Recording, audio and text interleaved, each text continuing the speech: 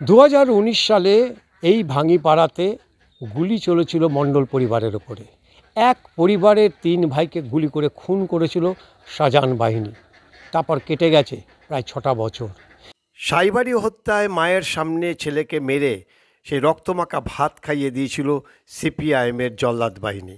আর ঠিক সেরকমই বিজেপি কর্মীদের বাড়িতে চড়াও হয়ে সন্দেশখালির ত্রাস শেখ শাহজাহান ও তার বাহিনী মা ও স্ত্রীর সামনে কুপিয়ে গুলি করে হত্যা করে মণ্ডল পরিবারের 3 ছেলেকে।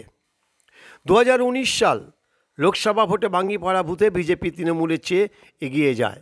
স্রেফ এই অপরাধে বিজেপির মণ্ডল সভাপতি প্রদীপ মণ্ডল, সুকান্ত মণ্ডল, দেবরাজ মণ্ডলকে বাড়ি থেকে তাড়িয়ে ফাঁকা মাঠে নৃশংসভাবে কুপিয়ে গুলি করে খুন করে। পায়ে দড়ি বেঁধে বাইকে টানতে টানতে নিয়ে যায় দেবরাজ মণ্ডলকে। তারপর থেকে আজও তার খোঁজ পাওয়া যায়নি।